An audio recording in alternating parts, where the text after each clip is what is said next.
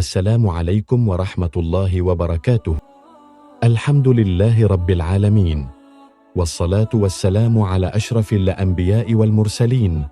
Sayyidina wa maulana Muhammad wa ala alihi wa sahbihi ajma'in. Amma ba'du. Sahabat surgaku yang semoga selalu dirahmati Allah. Ketika seorang mukmin meninggal dunia, di alam kubur dia akan didudukan malaikat dan tidak akan merasa cemas. Tetapi jika yang meninggal adalah seorang kafir atau fajir yang senantiasa berbuat dosa, dia didudukan di kubur, tetapi diliputi dengan rasa cemas dan takut. Kemudian pertanyaan yang sama, yakni tentang iman dan Islam, akan diajukan kepada mereka. Maka kemudian seorang mukmin dapat menjawab pertanyaan malaikat di alam kubur. Dan seorang kafir atau fajir menjawab bahwa dia tidak mengetahui apa-apa.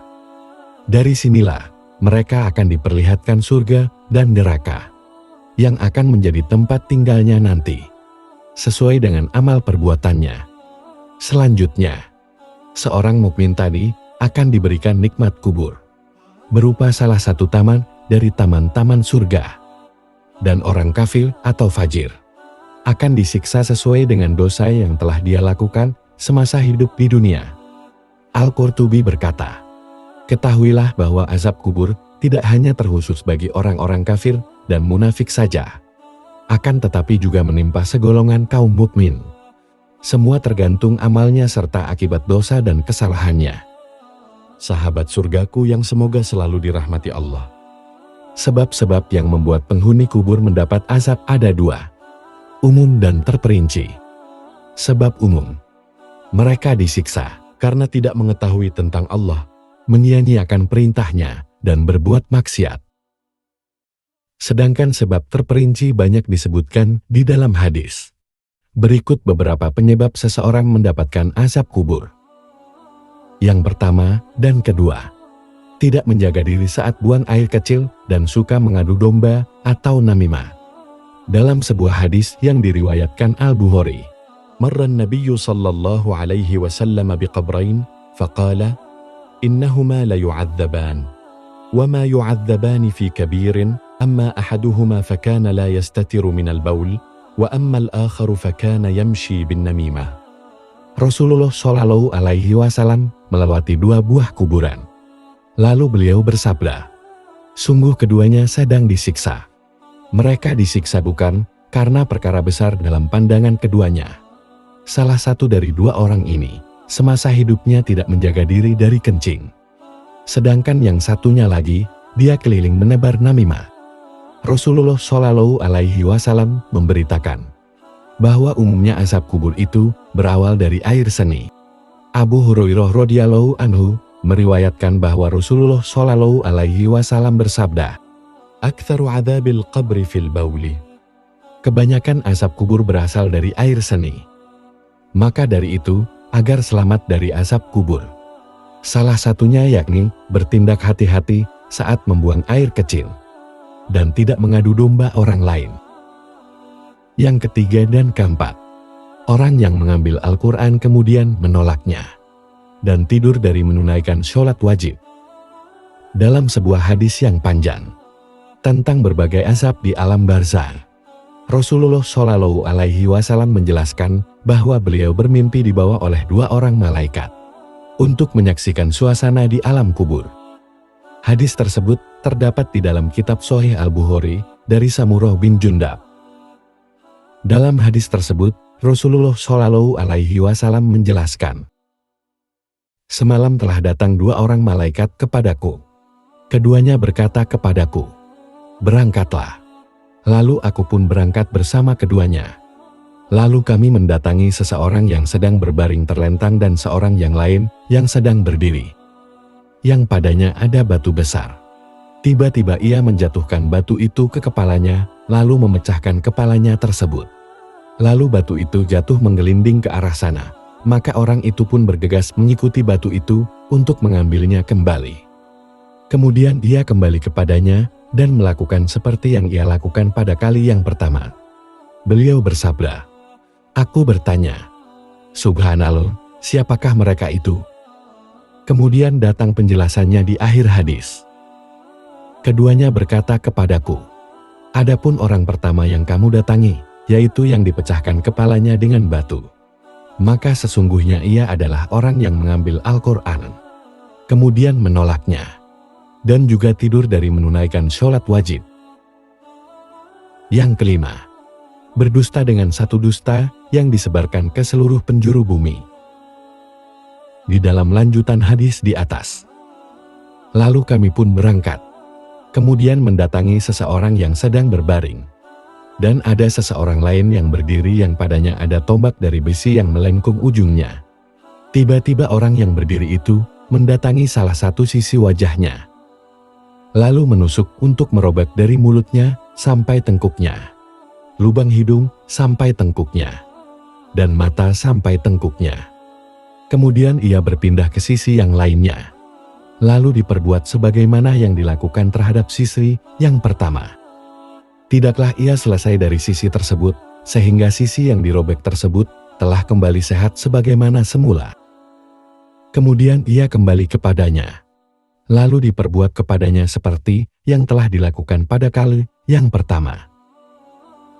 Beliau bersabda, lalu aku berkata, Subhanallah, siapakah mereka itu? Kemudian datang penjelasannya di akhir hadis. Adapun orang yang kamu datangi dalam keadaan dirobek-robek mulut sampai tengkuknya, lubang hidung sampai tengkuknya, dan mata sampai tengkuknya, maka ia adalah seseorang yang berangkat dari rumahnya, lalu ia berdusta dengan suatu kedustaan yang sampai ke pelosok bumi. Yang keenam, zina. Di dalam lanjutan hadis di atas, kemudian kami mendatangi suatu tempat seperti dapur untuk membuat roti. Aku yaitu Samurah bin Jundab berkata, aku mengira beliau bersabda. Di dalamnya terdapat kebisingan dan suara-suara gaduh. Lalu kami mengintip. Ternyata di dalamnya banyak terdapat lelaki dan perempuan yang telanjang. Tiba-tiba datanglah kepada mereka kobaran api dari arah bawah mereka.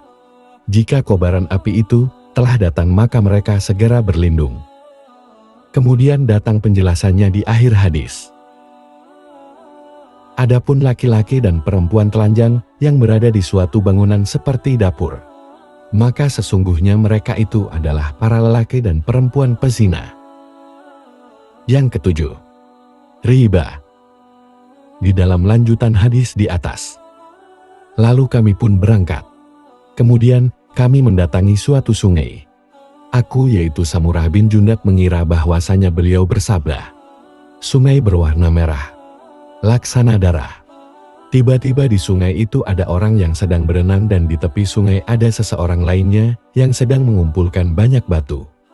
Kemudian orang yang berenang di sungai itu mendatangi orang yang mengumpulkan batu.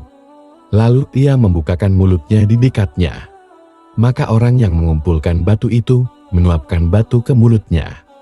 Lalu ia pergi berenang kembali kemudian kembali lagi padanya. Setiap kali ia kembali mendatanginya, ia membuka mulutnya dan orang yang mengumpulkan batu itu menyuapkan sebuah batu kepadanya. Aku bertanya kepada keduanya, siapakah mereka ini? Kemudian datang penjelasannya di akhir hadis. Adapun orang yang engkau datangi sedang berenang di sungai, lalu disuapkan batu ke mulutnya, maka sesungguhnya ia adalah pemakan riba. Yang kedelapan, ghibah. Ghibah berasal dari bahasa Arab yang berarti fitnah, umpatan, gunjingan. Ghibah adalah menggunjing dan membicarakan keburukan orang lain di saat orang tersebut tidak berada di hadapan kita. Ghibah termasuk dalam dosa besar yang menyebabkan datangnya siksa kubur bagi pelakunya. Sebagaimana dijelaskan dalam hadis yang diriwayatkan Ibnu Majah. Nabi melewati 2 kuburan. Lalu beliau bersabda, kedua orang mayat ini tengah diazab. Keduanya diazab bukan karena melakukan sebuah dosa yang besar menurut pandangan mereka. Salah satu dari keduanya karena tidak bersuci saat kencing. Sedangkan orang yang satu lagi karena sering menggunjing. Yang kesembilan, meratapi mayit. Apabila seseorang telah mengetahui bahwa keluarganya akan meratapi kematiannya. Sementara dia tidak mengajari dan memperingatkan mereka untuk tidak meratapinya. Maka apabila telah mati, niscaya dia akan disiksa akibat ratapan keluarganya. Dia disiksa karena tidak mengajari dan memperingatkan keluarga yang menjadi tanggung jawabnya. Dalam sebuah hadis dari Anas bin Malik, bahwasanya Umar bin Khattab radhiyallahu anhu tatkala ditikam, Hafsah putrinya meratapinya. Lalu Umar berkata, "Wahai Hafsah, belumkah engkau mendengar Rasulullah Shallallahu Alaihi Wasallam bersabda, orang yang diratapi itu akan diazab?" Dan Suhaib juga meratapinya. Ia berseru, "Wahai saudaraku, wahai sahabatku." Maka Umar berkata kepadanya, "Wahai Suhaib, belumkah engkau tahu bahwasanya orang yang diratapi itu akan diazab?" Dalam sebuah riwayat, sesungguhnya mayat itu akan diazab dengan sebab sebahagian tangisan keluarganya. Demikian 9 dosa dan kemaksiatan yang menyebabkan para pelakunya mendapatkan azab di dalam kubur. Semoga Allah Subhanahu wa Ta'ala menjauhkan dan menghindarkan kita, seluruh kaum muslimin, dari semua perbuatan maksiat dan dosa yang menyebabkan kesengsaraan bagi kita semua di dalam kubur. Amin ya Rabbal Alamin. Wabillahi taufiq wal hidayat. Wassalamualaikum warahmatullahi wabarakatuh.